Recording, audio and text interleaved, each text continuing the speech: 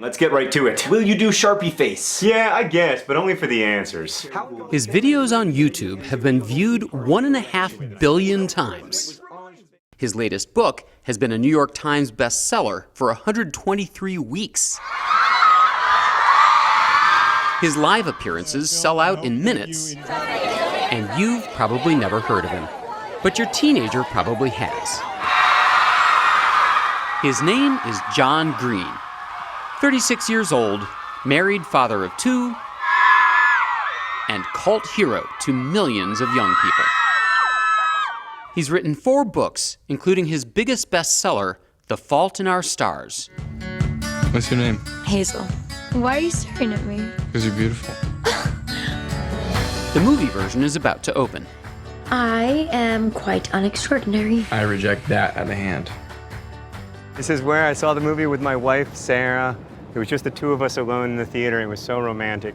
What was your reaction? Is it the same as a normal moviegoer's, or? No, no, because I started crying during the opening credits. John Green's own story began in Orlando, Florida. What kind of kid were you? I was kind of a rule breaker. It's kind of trouble. I'm astonished. I know, I feel bad. I want to have been but it's nice for me to draw on a lot, actually, because I was a troubled kid, and I was anxious and depressive, and I felt very socially isolated at times, but I was still intellectually curious. Then came Kenyon College, a brief enrollment at Divinity School, and a job at a children's hospital in Chicago as student chaplain. When I was at the hospital, I met all of these young people who, yes, they were sick, but they were also many other things. They were funny and angry and sad, and they had all of the emotion that any other human has, all the desire, all the wishes, and that was what really resonated with me. Green spent years trying to turn his hospital experience into a book. In the meantime, he published 3 other novels.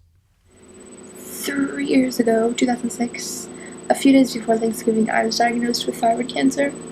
Then, in 2008, he met Esther Earle, I love my friends. My friends are amazing, the ones I've met online. a fellow YouTube video maker who had thyroid cancer. Yeah, I don't know. Met her, befriended her, and was changed by her. And I love you, John. She died in 2010. It's not fair that Esther died. I am angry that she was sick. I am angry that she suffered as long as she did, but her life had meaning. And understanding that was very important to me finally being able to write the story. I believe we have a choice in this world about how to tell sad stories. That story is The Fault in Our Stars. This is the truth. Doctor's appointments. It's a funny and unsentimental book about 2 teenagers who meet in a cancer support group and fall in love. I'm Augustus Waters. I've been in remission for about 1.5 years. Maybe you'd like to share some of your fears with the group. Oblivion. The book became a sensation, as my panel of hardcore Green fans made clear. So, if you're trying to explain to an adult about Fault in Our Stars and why you love it, isn't the reaction going to be, but dude, it's a cancer book. I'm not going to read that. It's not about cancer. It's a part of the book, but it's not what it's about. It's really just this love story between 2 normal teenagers that just so happen to have a really terrible disease. I love the book. It was amazing. Oh, thank you so much. Thanks for reading it already. Green has sold over 7 million copies of the book. But millions of fans know him not just as John Green, author. No matter your circumstances, you are valuable and rare and worthy of love. They also know him as John Green, YouTube celebrity.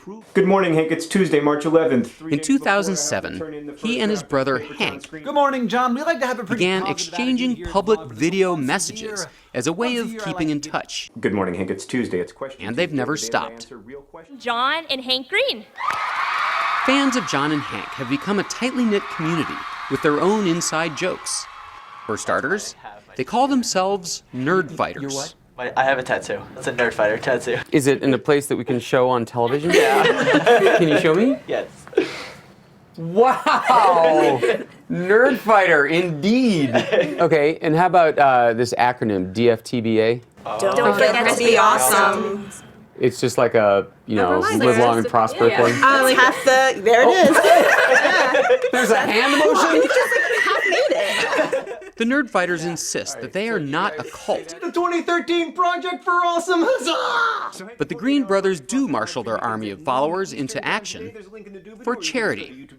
We have this big project called the Project for Awesome, which is kind of a 48-hour long YouTube telethon every year. This year, I think we raised about $800,000. He does have the occasional detractor. He's been accused of romanticizing illness. But most people have nothing but nice things to say about his writing, including the stars of the movie, Laura Dern, Ansel Elgort, and Shailene Woodley. And I sat down with Fox and I was like, listen, I would love to audition for Hazel. If I'm right for the role, I'm right for the role. If I'm not, then that's fine. Somebody else is better. But you need to, please make this movie. Do you feel any greater pressure when you show up on the set knowing that you're sustaining the hopes and dreams of all these people who don't want you to mess up their book? We didn't need anybody else's pressure because we already, each of us, were the obsessed fan the minute we found the book. A movie of another John Green novel is already in the works, Paper Towns. Can I hug you? Yeah, thank you. Green gives the credit not to his own talent, but to his readers.